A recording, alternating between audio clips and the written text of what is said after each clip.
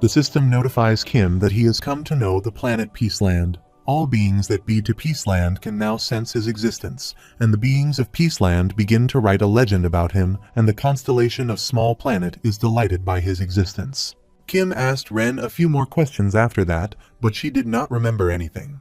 Kim thinks that, unfortunately, it is still unclear who wrote TWSA and what it is they want, but now he is sure of one thing. The author of TWSA wasn't happy with how his story ended just like him, and that is the reason why he probably sent the file of his novel before the world ended. Kim brings out a tube from his pocket, which contains the ancient serpent's celestial blood. Kim thinks that he should help fulfill that wish. Kim brings Lee outside and tells him to guard him while he's asleep. Lee says just leave it to him. Kim pours blood into a drink and it turns red. Kim starts drinking it. Kim thinks that it is the hidden piece even you didn't know about, a ritual that can only be performed when the alcohol made from Orachi is mixed with celestial blood. The system notifies that the snake has determined that he has indeed slain a dragon, and a new attribute of 8 lives is about to flourish. Kim thinks that if this had not existed, then he would have never given up a great attribute like the King of No Killing. Kim puts the glass down and starts shaking. Kim starts writing on the ground, and using his finger, he writes God of Alcohol and Ecstasy. Kim wonders why he is not getting any response from Dionysus or Persephone. Then Kim writes Father of the Rich Knight, and suddenly he is unconscious. Kim wakes up in the underworld, and a judge tells him that he can't enter the underworld right now. Kim thinks that he was lucky enough not to end up in Tartarus. Kim tells the judge that he came to report to the queen that he had completed his labor. Judge says that he knows, but he can't enter the palace. Kim asks why that is, and Judge says that he can't tell him that. He summoned him here using the power of the Father, but he can't allow him to enter. Kim says that he has a promise to keep with the queen, so he must go in. Judge tells Kim that he can't do that, now go back. Kim thinks that no matter how strong the judges are, they are nothing compared to Persephone, but seeing how they are so adamant, Kim asks if they are both away from the palace. The judge says that this is correct. Kim thinks that if Hades and Persephone both left the palace, then something big must have happened somewhere. Kim asks if they left any messages for him, and the judge asks why he would tell him that. Kim brings out a bottle of alcohol and tells him that if he agrees to help him, then he will let him have a sip of it. The judge starts thinking about it. Kim says he will just leave if he is not interested, and the judge tells him to wait. Judge drinks the alcohol and says that it tastes so good. He hands Kim a ball of energy and says that here is his reward. The queen has left this for him. Kim thinks that it is Shin's soul. Kim tells her that he is sorry for being late, and he tells Shin that there's something she must do in this world. Kim thinks that he is not here because he has sympathy for her. He just needs her help. Shin asks what he wants her to do. Shin tells Kim that he is so cruel, even worse than the captain in some ways.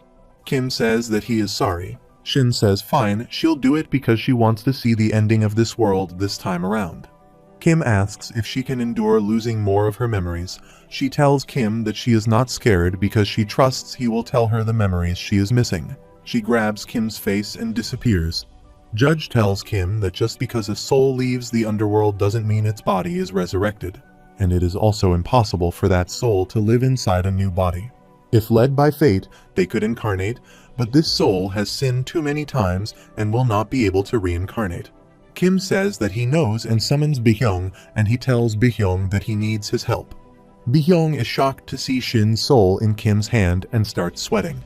Kim thinks that she has been dominated by the stories so far, but now she will be reincarnated as a being that rules over the story. Bihyung asks if Kim is going to make him do that. After some time, Kim and Bihyung stare at a ball of energy. Bihyung tells him to think carefully. It won't be as easy as he thinks. He tells Kim just to let her soul perish. Kim asks if he wants his channel to go down, and Bihyung is nervous. Their ball of energy is converted into an egg, and Kim inserts Shin's soul into the egg. Bihyung says that he can't believe this. He grabs the egg and says that he never thought that he would conceive a child this way. After a while, Kim arrives near Namwoon. Namwoon asks what he is doing here.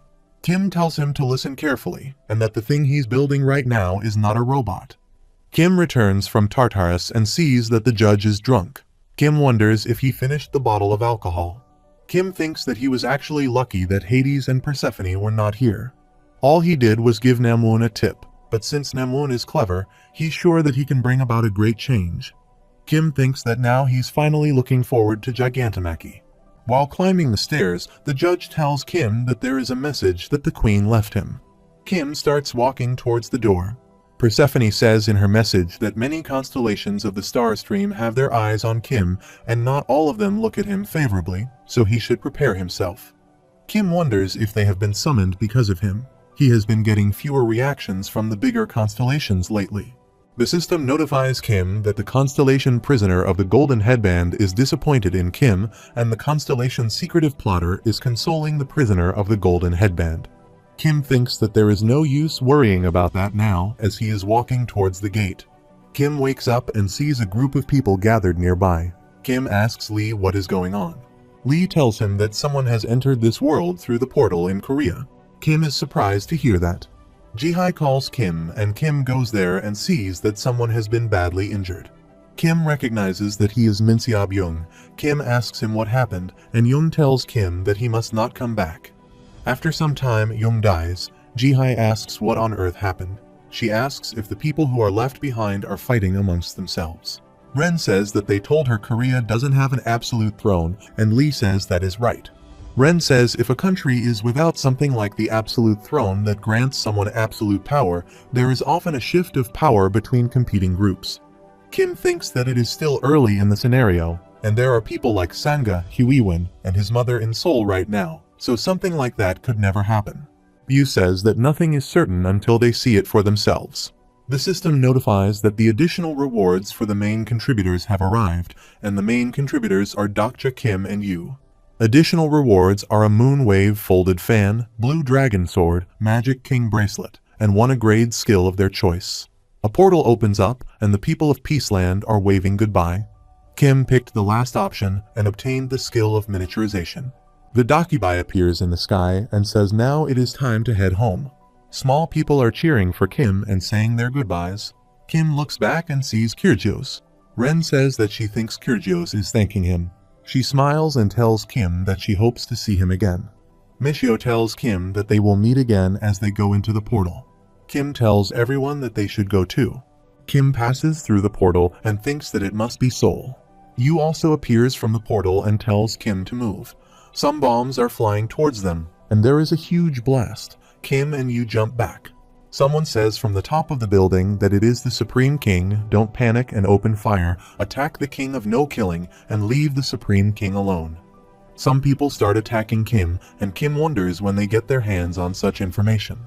Someone tells Kim to sheath his weapon slowly and come with them. Kim grabs his sword and says that they must have the wrong intel about him, so let him correct them. Kim activates the Blade of Faith and attacks using his sword. He cuts off the heads of some people. A person says that he thought Kim was the King of No Killing. This isn't what they told them was going to happen. A person rushes towards Kim, and Kim cuts him to pieces. A man says that he didn't think he would be this strong. Everyone starts running. Yu tells Kim that he is too slow while wiping blood from his sword. Kim sees that Yu has killed many people, and a person says that he was told that the Supreme King would stay out of it. Kim asks who put them up to this. The boy starts attacking Kim and says that it is for humanity's liberation from the scenarios, and Kim is shocked to hear that. Yu cuts the boy's head and asks Kim why he is staring at him like an idiot. Kim asks Yu if he finds it strange. Yu says that he is quite loyal, which is strange. Yu looks at someone running and tells Kim that one person ran off while he was taking his sweet time to deal with them. At night, Kim and Yu are running together.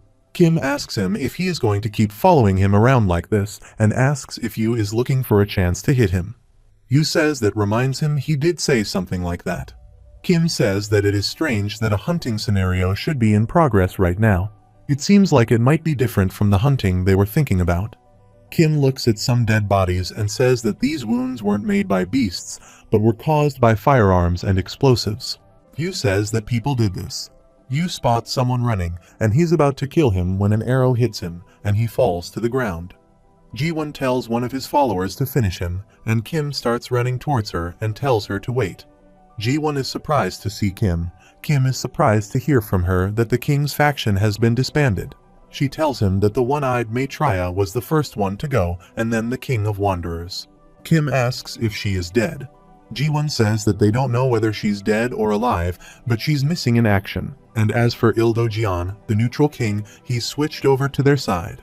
Kim thinks that if Mother was defeated, then the fates of Sangha and Huiwon would be unknown. Kim asks about the people they saw earlier. Ji-won says that it is a new group called the Salvation Church. Kim and Yu are surprised to hear that. Kim thinks that earlier, the Salvation Church appears in the 11th scenario. Ji-won tells him that the Salvation Church appeared the very day they left. They said that they would save humanity from scenarios, and they are killing all the groups who are against them. Yu asks where was such a powerful group hiding. He was sure that all the major groups of Seoul had gathered together when the 6th scenario started. Ji-won says they weren't in Seoul to begin with. Everyone is surprised to see the stars in the sky, and the system notifies them that they have entered a new scenario zone. The 7th main scenario is currently in progress in the Seoul Dome. Yu says it looked like it was already time for new players to enter the scenario. Many new people appeared out of nowhere in Seoul. Yu asks if the Salvation Church members also appeared like that. Ji-won says that is right. Yu says that it is hard to believe people who were just summoned have no chance in a fight against seasoned incarnations. Ji-won says that the leader of the Salvation Church was quite strong. She tells Yu that he is very powerful, but he shouldn't fight against them, either because they have surpassed human boundaries both in terms of strength and intelligence. Ji-won says that it was as if they weren't human. The Dokubai appears in the sky and tells everyone not to be alarmed and to listen carefully. Those who have been summoned here are just like sheep without a shepherd, so they have to find a group who is willing to protect them. A group that can keep them safe until they become an upstanding incarnation. The people tell the Dokubai to get lost if he's done talking because they already know that. Kim thinks that there are prophets outside the Seoul Dome, and a lot of information must have been released due to incarnations who have internet skills. A person says that they need to join the Supreme King's group. Yu is annoyed to hear that Kim thinks that they are on their way to an early grave. Another one says that the King of Beauty is the most generous. She's weak, but they say she's smoking hot. Ji-won is embarrassed to hear that a person calls them idiots and says that it is neither the King of Beauty nor the Supreme King that they should be after. He heard that a guy called the King of No Killing was the best. There was also a rumor that the King of Beauty and the Supreme King were working for him. He says that he doesn't know his name, but heard that they just had to look for the ugliest king out there. Kim is disappointed to hear that and thinks that this is what he gets for destroying the absolute throne for them. Suddenly, someone blows a horn, and Ji-won says that they have to run. Someone says that everyone here has been made puppets of the scenario of higher beings, and a lot of elephants start marching in the streets. Ji-won says that it is the Salvation Church. Yu says that he didn't expect that they would follow him to this round too. Kim asks if he knows them, and Yu says he knows one of them. Kim thinks that it is too early for them to share the story. Someone is sitting on the elephant, and he speaks from behind a curtain. He tells the young incarnations to join the Salvation Church. He says that they will liberate them from scenarios. Kim thinks that this must mean that someone is interfering in the story to create a future that's different from the one he knows, and that someone must be powerful.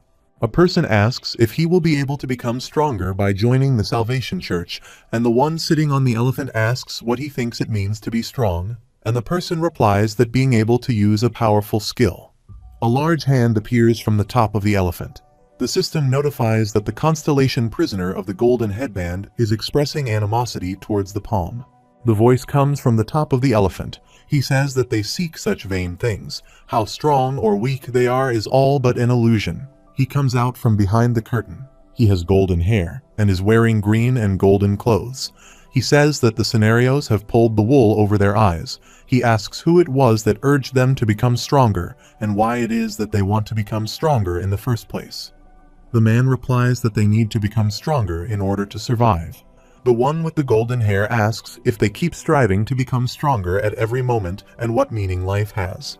The person starts crying, and the one on the elephant jumps down and wipes the ear from his face and says don't let yourself be consumed by the scenario, and don't be fooled by the promise of salvation that awaits them in the next life. Their salvation is here, and this is where they are meant to be. Yu says that he hasn't changed at all, and he still recruits his suicide squad with his ridiculous lectures. Yu tells him to stop what he is doing and get lost. The person with yellow hair is surprised to see Yu, and he starts floating in the air. He excitedly asks you if he has any idea how hard he looks for him. Kim thinks that they are too dangerous and that he doesn't have anything planned for an encounter like this. Kim activates the personal skill character profile, but the system notifies that there is too much information about this character. Kim activates the character summary, and the system notifies Kim that there's too much information about the character. Kim is shocked to see that. He tells the system to just show him his first attribute. A screen appears in front of him and says that his name is Nirvana Mobius. Kim thinks that this person is the personification of the third way to survive the apocalypse, Nirvana, the reincarnation. A human who is not a human, they don't think like regular human beings. Kim thinks that he can't take advantage of them like he did with others. Nirvana starts laughing and tells you to become one with him. Yu is annoyed to hear that. Nirvana remembers the first time he opened his eyes in this world. He was a diving beetle and was eaten by a frog the moment he opened his eyes. Next, he was born a frog and was eaten by a rattlesnake. In his next life, he became a rattlesnake so that he could eat a frog, and in that life, he was eaten by an anaconda, and he was born as an anaconda in his next life to eat all the snakes. Eventually, he evolved into a powerful monster, and then came the day when he was almost hunted by the Incarnation. Yu tended to his wounds and released him back into the forest. In his next life, he was born a human. Since then, he learned of the existence of powerful beings called constellations, lived numerous lives, and died countless deaths. He was the only one to reincarnate with the memories of his past life intact, but it was dreadfully lonely being this special. He was caught in the wheel of time. Then, one day, he met you, the only one who could understand him in this vast universe. He failed in his past life, but this time it will be different. Nirvana tells you to become one with him. Yu tells him to shut his trap and get out of his way before he kills him. Nirvana starts smiling and thinks that Yu is pretending to be rude to him, but he wants him more than anyone else. He tells Yu that he will help him. Nirvana asks Yu if he forgets how he failed in his previous lives. He tells Yu that he is the only person who can understand him in this eternal cycle of life. Yu tells him that he doesn't need him. He looks at Kim and tells Nirvana that he has a companion. Kim is surprised to hear that. Nirvana is shocked and asks what he just said. The system notifies that the Constellation demonic Judge of Fire is looking around after hurriedly making an entrance, and the Constellation secretive plotter is giggling and explaining what just happened. Kim asks Yu what the hell he is saying. Yu says that he wasn't talking about him, to be exact.